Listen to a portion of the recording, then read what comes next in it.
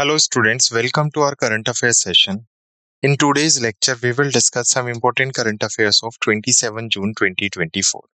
तो आज की क्लास में हम 27 जून 2024 के कुछ महत्वपूर्ण करंट अफेयर्स डिस्कस करेंगे जो एग्जाम पॉइंट ऑफ व्यू से काफी इंपॉर्टेंट करंट अफेयर्स हो सकते हैं। सो स्टार्ट करते हैं आज का सेशन। आज के सेशन में हम सबसे पहले डिस्कस करेंगे कुछ इंटरनेशनल न्यूज, कुछ अंतर्राष्ट्रीय समाचार। अंतर्राष्ट्रीय समाचार में हम इंटरनेशनल लेवल पर कोई इंटरनेशनल ऑर्गेनाइजेशन से रिलेटेड कोई इंटरनेशनल अपॉइंटमेंट अगर होता है, कोई एमओयू साइन होता है, तो उससे रिलेटेड जितने भी समाचार है वो हम अंतर्राष्ट्रीय समाचार में कवर करेंगे। सेकंड कैटेगरी होगी हमारी राष्ट्रीय समाचार की, जिसमें हम केंद्र सरकार की या केंद्र की कोई भी ऑर्गेनाइजेशन है, चाहे कैबिनेट है, उसके थ्रू कोई अप्रूवल है, कोई अपॉइंटमेंट है, तो सेंटर से रिलेटेड जो भी न्यूज बनती है वो हम डिस्कस करेंगे। थर्ड कैटेगरी राज्य समाचार में हम स्टेट गवर्नमेंट से रिलेटेड इनिशिएटिव या स्टेट बॉडी से रिलेटेड कोई भी इनिशिएटिव या किसी पर्टिकुलर स्टेट से कोई पॉइंट आता है एग्जाम के लिए इंपॉर्टेंट, तो वो डिस्कस करेंगे। नेक्स्ट हम फोर्थ कैटेगरी में बैंक और वित्त समाचार देखेंगे। फिफ्थ में हम कुछ डिफेंस न्यूज देखेंगे, कुछ रक्षा समाचार देखेंगे। सिक्स्थ में हम देखेंगे विज्ञान और प्रौद्योगिकी यानी साइंस एंड टेक्नोलॉजी से रिलेटेड क्या इंपॉर्टेंट न्यूज बन रही है। सेवंथ हम कुछ स्पोर्ट्स इवेंट्स देखेंगे रिसेंटली जो कंडक्ट किए गए हैं, कुछ इंपॉर्टेंट डेज से रिलेटेड न्यूज, नियुक्तियां और रेजिग्नेशन, चाहे नेशनल चाहे इंटरनेशनल चाहे स्टेट लेवल पे कोई भी अपॉइंटमेंट हुआ है, कोई भी रेजिग्नेशन है उससे रिलेटेड। औपचारिक न्यूज, शौक समाचार, पुरस्कार और मान्यता समाचार, और लास्ट में हम देखेंगे सारांश। आज की क्लास की समरी क्या रही, क्या क्या इंपॉर्टेंट हमने डिस्कस किया। Clear? So the image used in our slide deck are for educational purpose only. We respect the intellectual property right of the original creator and honor of these images. If you are the owner of any of the image used in this deck and have any concern or issue, please contact us at sathi@iitk.ac.in and we shall remove the images. हमारे slide deck में उपयोग की गई छवियां केवल शैक्षणिक उद्देश्य के लिए हैं। हम इन छवियों के मूल रचनाकारों और मालिकों के बौद्धिक संपदा अधिकारों का सम्मान करते हैं। यदि आप इस डेक में उपयोग की गई किसी भी छवि के मालिक हैं और आपको कोई चिंता या समस्या है तो कृपया sathi@iitk.ac.in पर हमसे संपर्क करें, हम छवियों को हटा देंगे। सो स्टार्ट करते हैं अपनी पहली इंटरनेशनल न्यूज के साथ। तो अभी भारत में इलेक्शन हुआ है। इलेक्शन के बाद पहली बार किसी देश के प्रधानमंत्री, मैं इसी पर्टिकुलर इलेक्शन की बात कर रहा हूँ, तो 21-22 जून को बांग्लादेश की प्रधानमंत्री शेख हसीना भारत के 2 दिवसीय दौरे पर आती हैं, जो वो प्रधानमंत्री नरेंद्र मोदी जी से मिलती हैं, और इसके स्वरूप भारत में 10 बेसिकली एमओयूज पर हस्ताक्षर किए जाते हैं, जिसमें से 7 नए हैं और 3 जो पुराने चल रहे थे उनको रिन्यूएबल किया जाता है, नवीनकरणीय शामिल थे। तो बांग्लादेश की प्रधानमंत्री शेख हसीना की 21 से 22 जून 2024 को भारत की 2 दिवसीय यात्रा। मैंने बताया था कि 10 समझौते ज्ञापन पर हस्ताक्षर किए गए हैं, 7 नए हैं और 3 नवीकरणीय, मींस जो चल रहे थे उनको रिन्यू किया गया है। नए समझौते में से 3 डिजिटल साझेदारी, हरित साझेदारी और नीली अर्थव्यवस्था के क्षेत्र में दृष्टिकोण दस्तावेज है। 13 घोषणाएं की गई, जिनमें बांग्लादेश से चिकित्सा मरीजों के लिए ई वीजा की शुरुआत और बांग्लादेश के रंगपुरा में एक नए भारतीय वाणिज्य दूतावास का भी उद्घाटन शामिल है। क्लियर? नेक्स्ट है G7 शिखर सम्मेलन विच इज ग्रुप और 7। तो अभी इटली ने 13 से 15 जून 2024 तक क्या 50वें G7 की मेजबानी की, जहां पर भारत से जो इटली की प्राइम मिनिस्टर उनके थ्रू भारत से प्रधानमंत्री नरेंद्र मोदी को भी बुलाया गया। ठीक है, जो G7 शिखर सम्मेलन में उनकी लगातार 5वीं भागीदारी है। तो 13 जून को अमेरिकी राष्ट्रपति जो बाइडेन और यूक्रेनीय राष्ट्रपति व्लादिमीर जेलेंस्की ने शिखर सम्मेलन के दौरान 10 साल के द्विपक्षीय सुरक्षा समझौते पर भी हस्ताक्षर किए। 14 जून को पीएम मोदी ने कृत्रिम बुद्धिमत्ता, ऊर्जा, अफ्रीका और बेसिकली भूमध्य सागर पर आउटरीच सत्र में भी पार्टिसिपेट किया। तो यहाँ से आपको G7 याद रखना है कि G7 कहां पर कंडक्ट किया गया है, इटली में कंडक्ट किया गया है, और कौन से नंबर का है, 50वें नंबर का G7। नेक्स्ट है इंटरनेशनल सोलर अलायंस। तो देखो, इंटरनेशनल सोलर अलायंस जिसका हेडक्वार्टर इंडिया के अंदर गुरुग्राम में है। तो पहले इसमें 99 पूर्ण सदस्य थे, फुल मेंबर्स थे। अभी पैराग्वे ने इसे ज्वाइन किया है और पैराग्वे क्या बन गया है, अंतरराष्ट्रीय सौर गठबंधन का 100वां पूर्ण रूप से शामिल होने वाला सदस्य बन गया है। तो याद रखना, 100वां सदस्य कौन बना इंटरनेशनल सोलर अलायंस का, पराग्वे। यह वैश्विक सौर ऊर्जा सहयोग में एक महत्वपूर्ण मील का पत्थर है। पराग्वे के राजदूत महामहिम श्री फ्लेमिंग राउल डुआर्टे ने अनुसमर्थन पत्र सौंपा। समारोह नई दिल्ली में श्री अभिषेक सिंह संयुक्त सचिव और डिप्टी ऑडिटरी प्रमुख की उपस्थिति में आयोजित हुआ। तो याद रखना है, पराग्वे क्या बना है, इंटरनेशनल सोलर अलायंस का 100वां सदस्य बना है। नेक्स्ट है, केंद्रीय स्वास्थ्य मंत्री जेपी नड्डा ने स्टॉप डायरिया अभियान की शुरुआत की है। तो स्टॉप डायरिया अभियान तो बच्चों में जो स्पेशली बच्चों में डायरिया होता है जिंक की कमी से, तो उसके लिए 2024 में राष्ट्रीय स्टॉप डायरिया अभियान की शुरुआत किसके थ्रू की गई है? केंद्रीय मंत्री जगत प्रसाद नड्डा के थ्रू की गई है, ताकि डायरिया की रोकथाम, सफाई और ओआरएस से रखें अपना ध्यान। ये इसकी क्या रही है? थीम रही है। क्लियर? तो मुख्य गणमान्य व्यक्तियों ने अभियान के लिए लोगो, पोस्टर, रेडियो स्पॉट और ऑडियो विजुअल जैसी सूचना, शिक्षा, संचार सामग्री जारी की और बच्चों को मौखिक पुनर्जलीकरण, लवण और जिंक की गोलियां वितरित की। अभियान का उद्देश्य 2 महीने लंबे अभियान के माध्यम से दस्त के कारण या बच्चों में दस्त के कारण शून्य बाल मृत्यु प्राप्त करना है, जिसमें 5 से कम उम्र के बच्चों को 2 ओआरएस पैकेट और जिंक का 100 पैकेट किया जाएगा। अभियान को 2 चरणों में लागू किया जाएगा। तैयारी चरण 14 से 30 जून 2024 से और अभियान चरण 1 से 31 जुलाई 2024 से होगा। तो 2 फेजेस में इसे स्टार्ट किया जाएगा। नेक्स्ट है, केंद्रीय मंत्री हैं अमित शाह। उन्होंने भारतीय नागरिक और ओसीआई कार्ड धारकों के लिए एफटीआई टीटीपी पेशकश की है। सो बेसिकली है क्या ये? अगर मैं बात करूं तो पहले तो हमें FTI TTP fast track immigration trust traveller programme, जो नई दिल्ली के इंदिरा गांधी एयरपोर्ट स्टेशन पर या एयरपोर्ट पर टर्मिनल 3 से स्टार्ट किया गया है।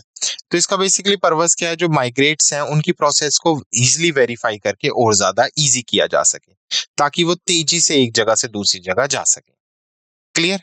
तो ये जो प्रक्रिया है इसे ब्यूरो ऑफ इमिग्रेशन द्वारा प्रबंधित किया जाएगा। योग्य व्यक्तियों को ऑनलाइन आवेदन करना होगा, जिससे उनकी बायोमेट्रिक के साथ अन्य आवश्यक जानकारी जमा करनी होगी। पंजीकरण 5 साल तक या पासपोर्ट की समाप्ति तक मान्य रहेगा। एफटीआई टीटीपी भारत के 21 प्रमुख हवाई अड्डों पर लॉन्च किया जाएगा और यह सभी यात्रियों के लिए निःशुल्क उपलब्ध होगा, जैसे कि संयुक्त राज्य अमेरिका द्वारा पेश किया गया ग्लोबल एंट्री प्रोग्राम है। तो यूएसए के ग्लोबल एंट्री प्रोग्राम की तरह ये सभी पैसेंजर्स के लिए क्या होगा? फ्री होगा। नेक्स्ट है, लद्दाख केंद्र शासित प्रदेश ने उल्लास के तहत पूर्ण कार्यात्मक साक्षरता प्राप्त कर ली है, जहां पर लद्दाख में अब साक्षरता दर 97% से भी ज्यादा हो गई है। तो केंद्रीय शिक्षा मंत्री ने घोषणा की है कि लद्दाख ने उल्लास नव भारत साक्षरता कार्यक्रम के तहत पूर्ण कार्यात्मक साक्षरता प्राप्त कर ली है। Lieutenant governor doctor BD Mishra ने मील का पत्र 25 जून 2024 को साझा किया। घोषणा सिंधु सांस्कृतिक केंद्र लेह में एक समारोह के दौरान की गई, जहां पे बताया गया कि लद्दाख में साक्षरता दर कितनी हो गई है? 97% से अधिक हो गई है, ज्यादा हो गई है। क्लियर? नेक्स्ट है, मध्य प्रदेश के मंत्री वेतन और भत्तों पर आयकर देंगे। तो जो मध्य प्रदेश के मिनिस्टर्स हैं वो इनकम टैक्स देंगे सैलरीज और अलाउंस पर। तो मध्य प्रदेश के मुख्यमंत्री मोहन यादव के नेतृत्व में कैबिनेट ने निर्णय लिया है कि अब राज्य के मंत्री अपने वेतन और भत्तों पर आयकर का भुगतान करेंगे। यह निर्णय 1972 के नियम में से एक महत्वपूर्ण परिवर्तन को दर्शाता है, जहां राज्य सरकार कर का बोझ उठाती थी। निर्णय को भोपाल में आयोजित एक कैबिनेट बैठक के दौरान सर्वसम्मति से मंजूरी मिली। परिवर्तन तुरंत प्रभावी होगा। नेक्स्ट है, अभी मुथूट फिन माइक्रोफिन है उसने सिक्योर कर लिया कॉर्पोरेट लाइसेंस बेसिकली फ्रॉम एडाई। तो insurance regulatory development authority of India, ये एक ऑर्गेनाइजेशन है जो भारत में इंश्योरेंस इंडस्ट्रीज को रेगुलेट करती है और लाइसेंस प्रोवाइड करती है। तो अभी इसने क्या किया है? मुथूट माइक्रोफिन लिमिटेड को क्या प्रोवाइड कर दिया? कॉर्पोरेट एजेंट का लाइसेंस प्रोवाइड कर दिया है। यह लाइसेंस प्राकृतिक आपदा और चिकित्सा आपदा स्थिति और जीवन बीमा सहित समाज के कमजोर हिस्सों द्वारा सामान किए जाने वाले जोखिम को कवर करके वित्तीय समावेशन के लिए प्रति एमएमएल की प्रतिबद्धता को मजबूत करता है। लाइसेंस एमएमएल की बीमा साझेदारी के साथ सहयोग करने की क्षमता को बढ़ाता है, जिससे ग्रामीण और अर्ध शहरी भारत में इसके बॉटम ऑफ द पिरामिड ग्राहकों के लिए उत्पादों को अनुकूल किया जाता है। कोची स्थित मुथूट फाइनेंस मुथूट पपच्चन समूह का हिस्सा है और भारत में अग्री माइक्रो फाइनेंस संस्थानों में से एक है। क्लियर? तो मुथूट माइक्रोफिन को याद रखना है, इसको अभी क्या मिल गया है? इडई के थ्रू कॉर्पोरेट एजेंट का लाइसेंस मिल गया है। नेक्स्ट है, आरबीआई ने अभी एक बेसिकली रिपोर्ट जारी की है जिसमें बताया कि भारत का जो चालू खाता घाटा है वो फाइनेंशियल ईयर 2024 में 2% से घटकर जीडीपी का कितना हो गया है? 0.7% हुआ और क्वार्टर 4 में ये 0.6 दर्ज किया गया है। तो भारत का चालू खाता वित्त वर्ष 2024 की जनवरी मार्च 2024 की तिमाही के दौरान 5.7 बिलियन अमेरिकी डॉलर या जीडीपी का 0.6% अधिशेष दर्ज किया गया, जो कम माल व्यापार घाटे के कारण हुआ। फाइनेंशियल ईयर 2024 की Q3 में सीएडी यूएसडी 8.7 मिलियन रहा था। आरबीआई की स्थापना 1 अप्रैल 1935 को मुंबई महाराष्ट्र के मुख्यालय के साथ की गई और वर्तमान में इसका संचालन शक्तिकांत दास द्वारा किया जा रहा है। क्लियर।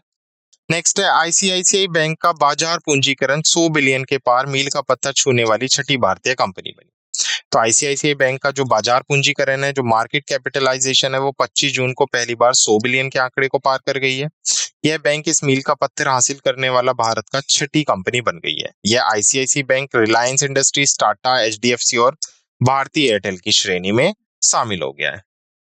तो बैंक की मजबूत बाजार स्थिति और विकास को यह उपलब्धि रेखांकित करती है। तो याद रखना, आईसीआईसीआई बैंक छठे कंपनी बन गई है भारत में 100 बिलियन मार्केट कैप को पूरा करने वाली। नेक्स्ट है NCAER which is national council of applied economical research.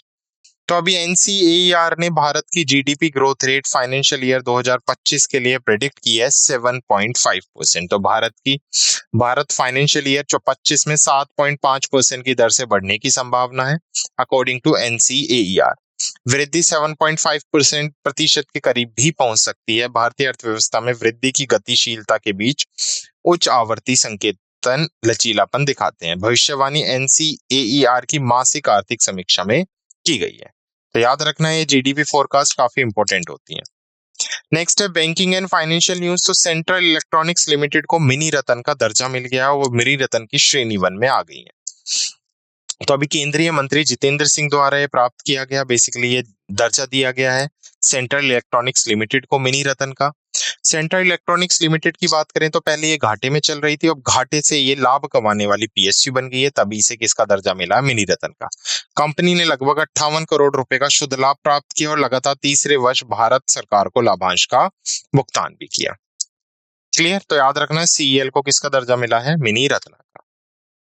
Next है डिफेंस न्यूज। तो भारत का जो रक्षा निर्यात है वो अमेरिका से 50% से अधिक का हिस्सा बन गया है। तो भारत की रक्षा निर्यात संयुक्त राज्य अमेरिका को बढ़कर कुल निर्यात का 50% से अधिक हो गया है। पिछले 5 वर्षों के दौरान निर्यात 2.8 बिलियन से अधिक हो गया। यह जानकारी रंजना खन्ना, महानिर्देशक और CEO American chamber of commerce in India द्वारा साझा की गई। भारत और अमेरिका के बीच मजबूत होते रक्षा संबंधों को यह वृद्धि रेखांकित करती है। क्लियर। नेक्स्ट है डीआरडीओ ने मध्यम दूरी की माइक्रोवेव ऑब्स्क्यूरेंट चेफ रॉकेट को अभी भारतीय नौसेना को सौंपा है। तो डीआरडीओ जो हमारा defence research and development organisation है, अभी उसने क्या किया है, दिल्ली में एक सेरेमनी के दौरान MOCR जो रॉकेट है उसको किसको दिया है, भारतीय नौसेना को दिया है। ये रॉकेट क्या है, ये अंतरिक्ष में जाएगा, एक माइक्रोवेव अस्पष्ट बादल बनाएगा जो रेडियो फ्रीक्वेंसी सीकर्स के साथ खतरे के खिलाफ एक प्रभावी ढाल भी बनाता है।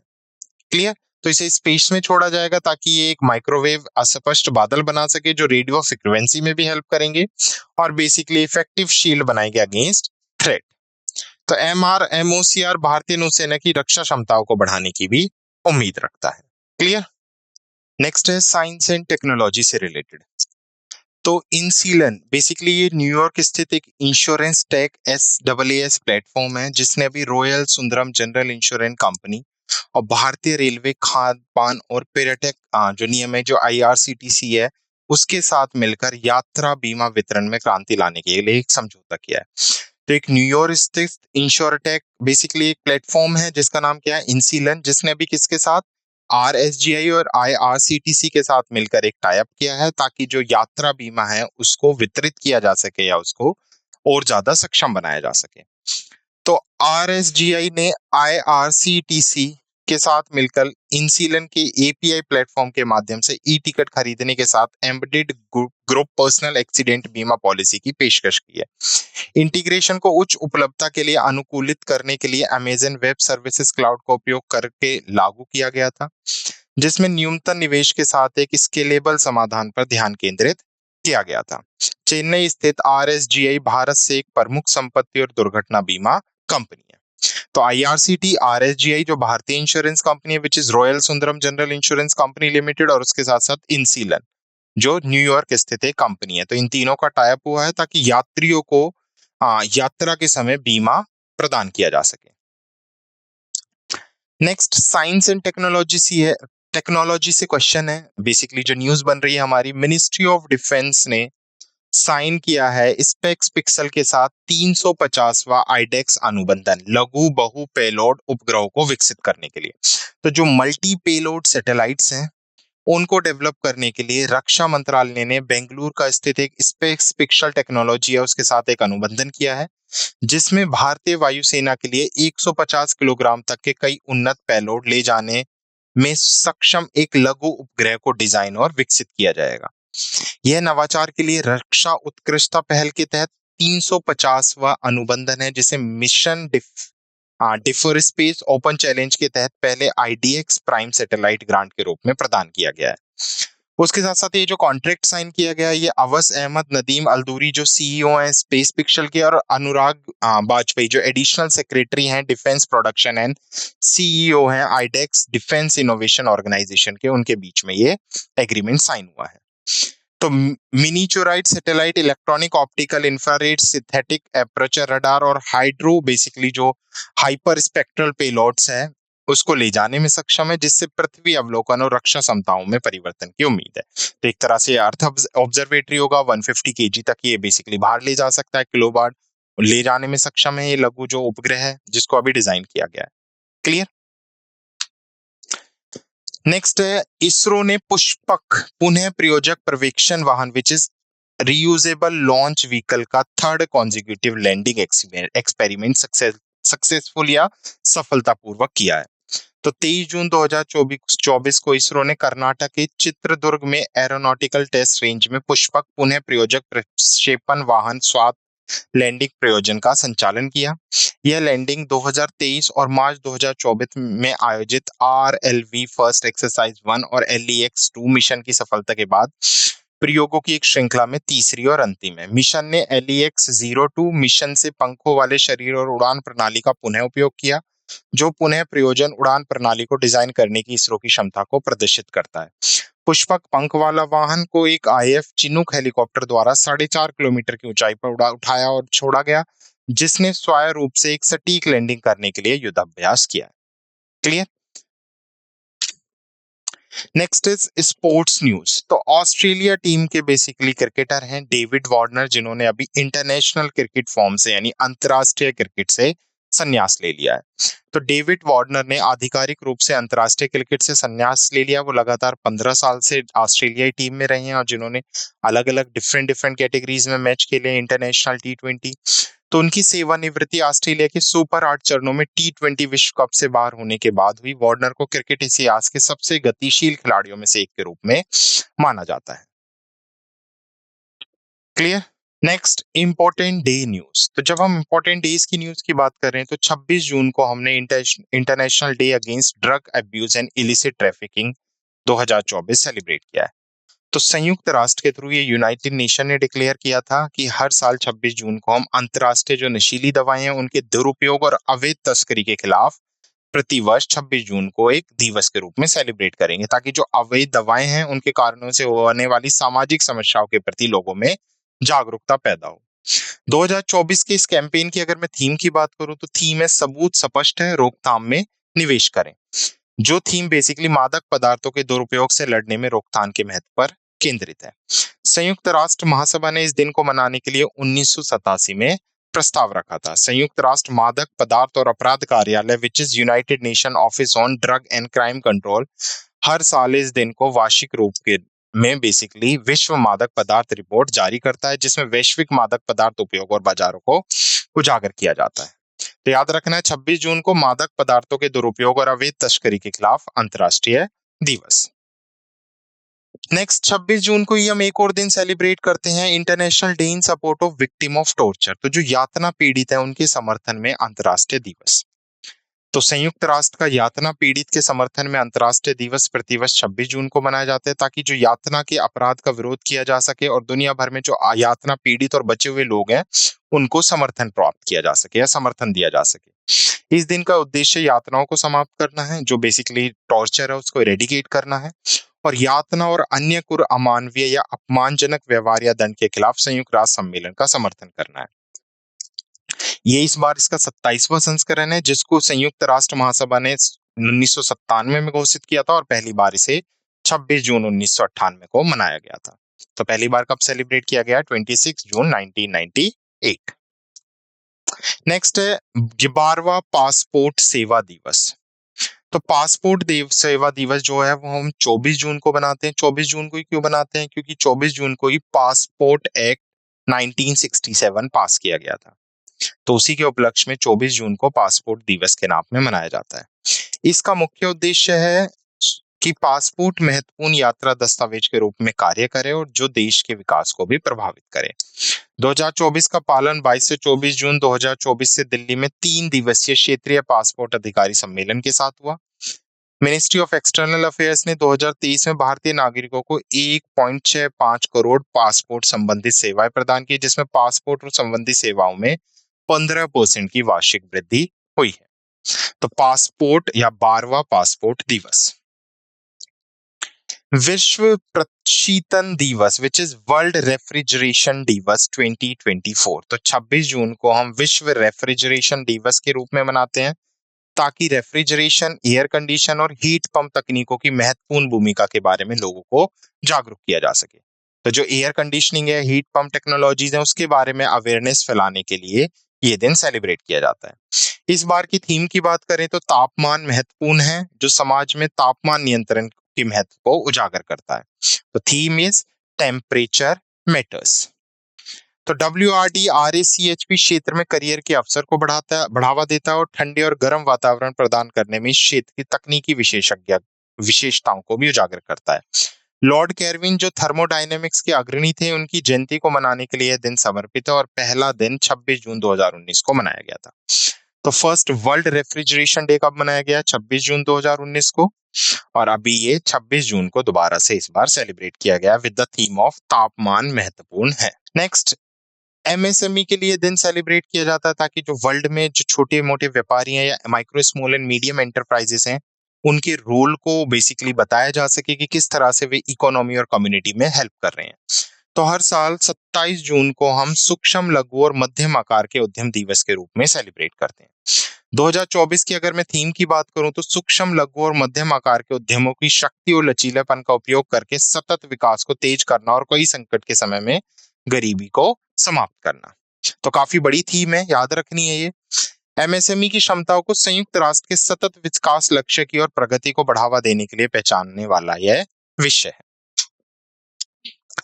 क्लियर? नेक्स्ट है अपॉइंटमेंट एंड रेजिग्नेशन। तो दो पर्सनैलिटीज हैं, एक है IB chief, intelligence bureau chief, जिनका नाम है तपन कुमार डेका, और एक है NHRC secretary general Bharat Lal ji ने 1 साल का और एक्सटेंशन मिल गया। तो अभी उनकी सर्विसेज समाप्त होने वाली थी, अभी उन्हें 1 साल के लिए यानी 30 जून 2025 तक के लिए दोबारा से अपॉइंट किया गया है। तो किसने अपॉइंट किया? Appointment committee of cabinet. तो ACC ने अप्रूवल दिया है कि IB के जो प्रमुख है तपन कुमार डेका और NHRC के जो महासचिव है भरत लाल, उनकी सेवा को 1 साल के लिए और विकसित किया, बढ़ाया जाए, बेसिकली एक्सटेंड किया जाए। तो तपन कुमार डेका हिमाचल प्रदेश कैडर के 1988 बैच के IPS अधिकारी हैं, जिन्होंने जून 2022 में IB प्रमुख के रूप में अपना कार्यकाल शुरू किया था। वहीं राष्ट्रीय मानवाधिकार आयोग के महासचिव के रूप में भरत लाल के लिए 1 वर्ष के अनुबंधन के आधार पर 30 जून 2025 तक के विस्तार को भी मंजूरी दी है ACC ने। भरत लाल गुजरात कैडर के 1988, भारत लाल बेसिकली गुजरात से कैडर से बिलोंग करते हैं, जो 1988 बैच के IFOS अधिकारी हैं। क्लियर? तो दोनों पर्सनैलिटीज इंपॉर्टेंट है, तपन कुमार डेका और भरत लाल। नेक्स्ट है अक्षा मोहित कंबोज, जिनको अभी अपॉइंट किया गया है vice president of Indian Boolean jewellery association which is IBJA। तो अक्ष मोहित कंबोज को basically Indian Boolean jeweller association का उपाध्यक्ष नियुक्त किया गया है। ये 22 जून 2024 से प्रभावी हो गई हैं। वह सोने और आभूषण क्षेत्र में इस प्रतिष्ठित पद को धारण करने वाली पहली महिला है। श्रीमती कंबोज को expect global ventures private limited की कार्यकारी अध्यक्ष और कोलकाता क्रिकेट टीम टाइगर्स की सह मालिक के रूप में उनके नेतृत्व के लिए भी जाना जाता है। नेक्स्ट है नाटो के सेक्रेटरी जनरल। तो मार्क रूटो को अपॉइंट किया गया है अगले महासचिव के रूप में, किसके? नाटो के। तो नाटो ने डच प्रधानमंत्री मार्क रूटो को अपना अगला महासचिव नियुक्त किया है।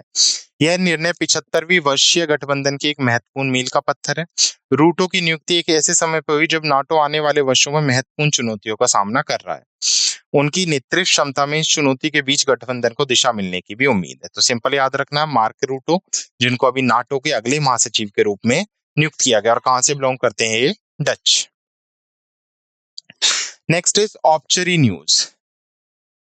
तो बेसिकली डकवर्थ लुईस स्टर्न, जिसे हम डीएलएस मेथड के नाम से भी जानते हैं, उसके को इन्वेंटर है और इंग्लिश स्टैटिस्टिशियन है फ्रैंक डकवर्थ, जिनका अभी क्या हो गया है? 84 वर्ष की उम्र में निधन हो गया है।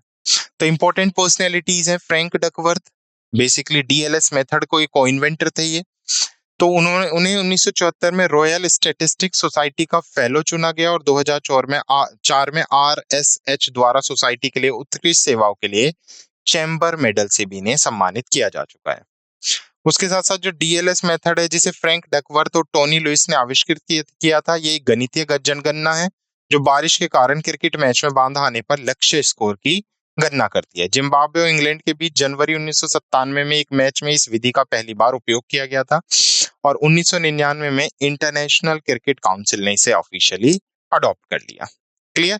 तो डकवर्थ लुईस स्टर्न नाम याद रखना है, क्योंकि डकवर्थ और टोनी लुइस ने इसे इन्वेंट किया था। Next, awards and recognition. तो basically GRSE, Garden Reach Ship Builder and Engineering, ने अभी सस्टेनेबल गवर्नेंस चैंपियनशिप अवार्ड जीत लिया है। पुरस्कार आउटलुक प्लेटिनम सस्टेनेबिलिटी समिट और अवार्ड 2024 में प्रस्तुत किया गया। जीआरएसी की यह मान्यता स्थायी प्रथाओं और शासन उत्कृष्टता के प्रति प्रतिबद्धता को भी उजागर करती है। उसके साथ साथ जो जीआरएसी है वो कॉन्टिन्यू जो सस्टेनेबल डेवलपमेंट है, जो सस्टेनेबल गवर्नेंस है, उसकी तरफ एक बेंचमार्क सेट कर रहा है। तो ये सतत शासन में मानक स्थापित करना जारी रख। क्लियर? तो ये थे कुछ हमारे इंपॉर्टेंट करंट अफेयर्स जो हमने डिस्कस किए 27 जून 2024 के। Now let's quick revise the session through summary. तो सबसे पहले हमने कुछ अंतर्राष्ट्रीय समाचार देखे, जिसमें हमने देखा कि बांग्लादेश की प्रधानमंत्री शेख हसीना ने 2 दिवसीय भारतीय यात्रा की है, जिसमें 11 समझौते पर हस्ताक्षर हुए हैं।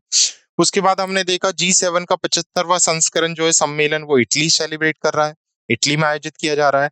और अभी पराग्वे अंतरराष्ट्रीय इंटरनेशनल सोलर अलायंस का 100वां पूर्ण सदस्य बन गया है। राष्ट्रीय में हमने देखा कि स्टॉप डायरिया अभियान को जेपी नड्डा जी ने लॉन्च किया है और basically union minister Amit Shah, जिन्होंने FTTP इंट्रोड्यूस किया है for Indian Nations and OCI card holders. राज्य न्यूज में हमने देखा कि केंद्र शासित प्रदेश लद्दाख ने उल्लास के तहत पूर्ण कार्यक्रम साक्षरता हासिल की है, जो 97% से भी ज्यादा है। और मध्य प्रदेश के मंत्री वेतन और भत्तों पर अब क्या देंगे? टैक्स देंगे। बैंकिंग में हमने देखा था कि कॉर्पोरेट एजेंट्स का लाइसेंस मिल गया मुथूट माइक्रोफिन को बेसिकली इडाई के थ्रू। उसके अलावा हमने आरबीआई की रिपोर्ट देखी जीडीपी फोरकास्ट के लिए। आईसीआईसीआई बैंक का बाजार पूंजीकरण देखा जो 100 मिलियन के पार कर गया और भारत में 6ठी कंपनी बन गई है। उसके बाद एनसीएआर की जीडीपी प्रेडिक्शन रिपोर्ट देखी, जिसमें इसने भारत की जीडीपी फाइनेंशियल ईयर 25 के लिए 7.5% बताई और सेंट्रल इलेक्ट्रॉनिक लिमिटेड को मिनी रतन का दर्जा मिला, ये भी हमने डिस्कस किया। रक्षा समाचार में हमने अमेरिका का हिस्सा 50% से अधिक हो गया भारत के रक्षा निर्यात में और डीआरडीओ ने नौसेना की medium range micro obscurant chaff rocket basically नौसेना को सौंप दिया है। साइंस एंड टेक्नोलॉजी में हमने 3 ऑर्गेनाइजेशन का इनिशिएटिव देखा था, जिसमें बीमा बेसिकली जो दुर्घटना से रिलेटेड बीमा है वो प्रदान किया जाएगा। मिनिस्ट्री ऑफ डिफेंस से हमने देखा था स्पेस पिक्चर। उसके साथ साथ इसरो ने पुष्पक बेसिकली लॉन्च किया सफलतापूर्वक।